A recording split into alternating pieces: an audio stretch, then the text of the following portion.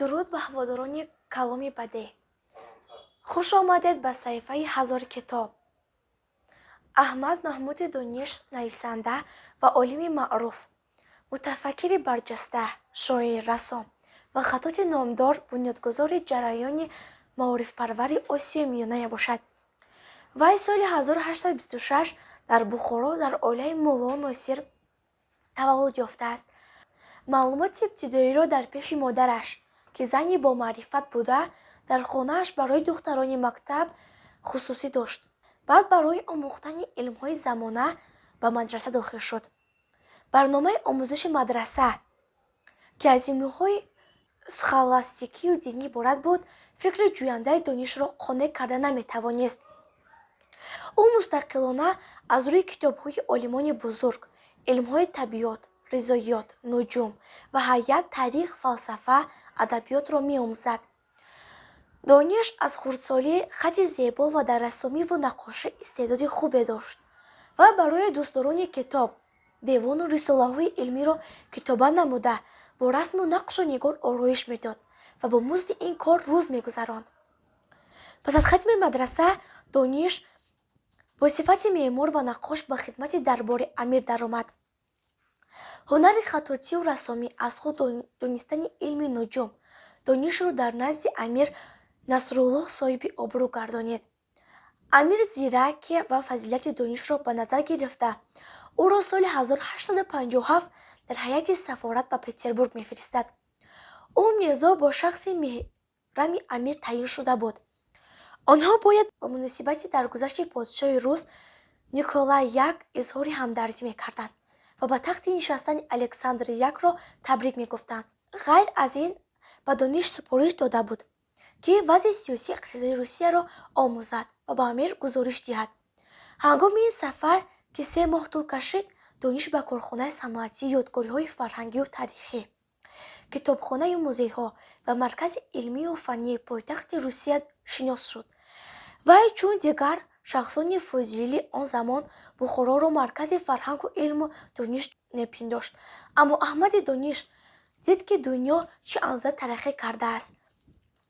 илму дониш инсон чӣ мӯъҷизаҳои бунёд намудааст, сохт ва тарзи давлатдорӣ чӣ қадар пеш рафтааст.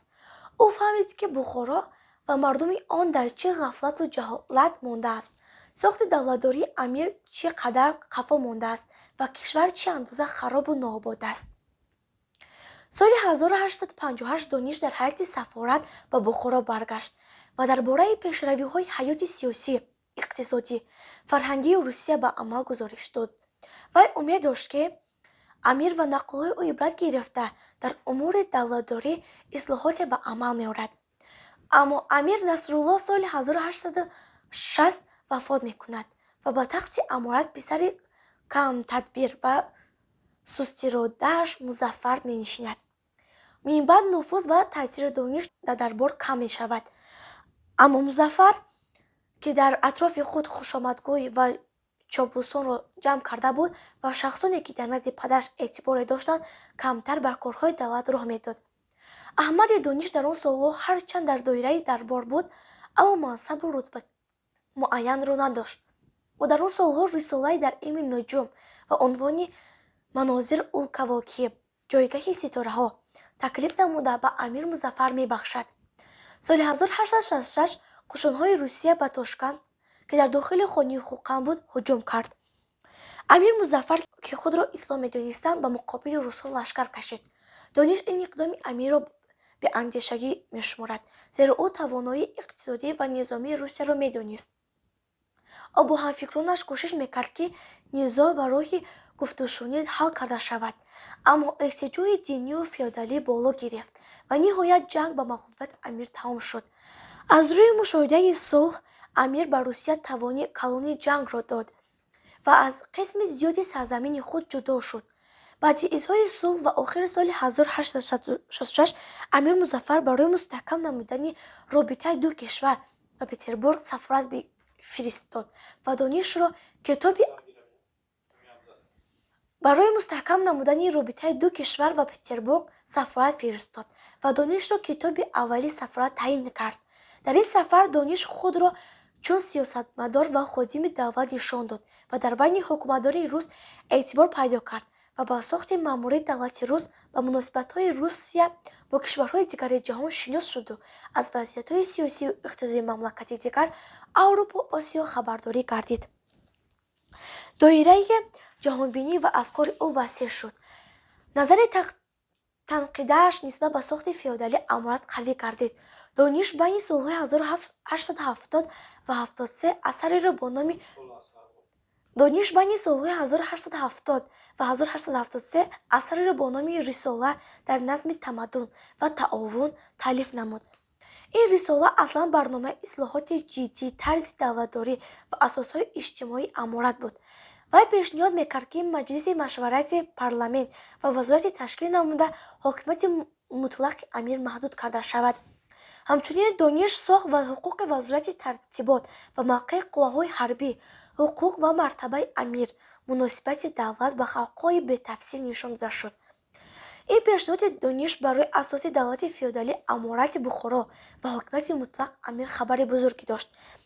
بنابراین امیر نه تنها پیشنهاد قبول کرد، بلکه دانش را برای پس از برگشتن به سفر سوم پتربورگ که آخر سال‌های 1873 اول سال 1874 واقع گردیده بود از دربار دور کرد. دانش در آخر سال‌های 70 در مدت 5-8 سال اول درگذشت و بعد در نروی رسما در وظیفه قاضی، اما اصلا در حالت بدرقه زندگی میکرد. سال 1886 امیر عبدالحد دانش را باز به بخارا برمیگرداند و در حقش غمخواری نظرفریبانه کرده او را کتابدار یکی کتابخانه‌های تعیین کرده معاش خوب می‌دهد. ولی دانش فریفته مرحمت امیر نشده در بخارا و کار ایجاد خود مشغول می شود و در این سالها شاهسر خود نوادر او واقعه که قسم‌های علاهیده آن را سالهای پیش نوشته بود با امتیاز می رساند. در اطراف دانش شخصانی بهترین و با معرفت زمان جمع آمده بودند و اثرهایشان را با احترام و اخلاص زیاد مطالعه می کردند. افکار پیشقدم و ترقی خواهانه او را می آموختند. از این رو احمد دانش تا آخر عمر زندگی آزادانه و پاک به سر برد. سال 1897 در بخارا از عالم چشم پوشید. نوادر الواقع اثری کلانتری احمد دانش است که باب و فصلهای آن 25 تا از مسائل فلسفی و اجتماعی، اخلاقی و علمی بحث می‌کند. دو باب این سفر با دو سفر دانش به پتربورگ بخشیده شده است. در آن چنین یک چند حکایه ریالیستی و رمانتیکی مؤلف نیز درج گردیده است و نهایت رساله سیاسی دانش که در آن مؤلف مسائل مهم سیاسی و دولت و اداره مملکت را به میان گذاشته است نیز داخل شده است. مؤلف این اثر را در طول 15 سال 1870 و 1885 تألیف کرده است. مهمترین نقطه‌های نوادر الواقع در آن بود که دانش علتهای اجتماعی زمانش، نابرابری و بی‌عدالتی جمعی فئودالی، قفاماندگی حیات فرهنگی، طرز سخالستی و تعلیم در مدرسه و مکتب‌های اصل سیمایی، سنت طبقه‌های حکمرانی زمان، جهالت در غفلت زدگی و جمعیت دینی و فئودالی آن دوره را خیلی سخت تحلیل کرده بود. علمای رسمی و دین امیر اهل درباز اثرهای همچون کتاب ضررآور محکوم کرده مؤلف را به بدعینی کفر و کافرین عیبدار نموده. دانش در جوانی دشمنی غایوی خود اثر با نام میرالتدین تألیف نمود. سال 1894 در آن احکام و نقطه‌های مهم دینی اسلام را از نقطه نظر مسائل حیاتی واقع تحلیل نمود و بر راقبانش اثبات کرد که در تحلیل و تحقیق مسائل دینی و شریعت و علمای رسمی زمان چند مرتبه بلند می‌شد. اثر دیگری که در آن افکار سیاسی، اجتماعی، عقیده معارف پرور دانش باز هم عمیق‌تر انعکاس یافته است، رساله تاریخی او میباشد. این اثر را دانش در آخر عمرش تألیف نموده و آخر رسانده نتوانسته است. احمد دانش که از سرآمدان جریان معارف پرور آسیای مونده بوده با آثار و افکار خود در ادبیات عصر 19 تاثیر و مقام بزرگ دارد. او نه تنها عالم و مفکر همچنین نویسنده و استاد سخن نیز بود. استاد صدرالدین عینی احمد دانش را در افق تیره امارت بخارا ستاره تابان نامیده است. شنیدم ز حاکمه که پادشاهان را به چند طایفه باید گشاد راه وصال. همه هنرور و دانش پژوه و دین پرور، همه سخنوری سنجیده ملیح مقال.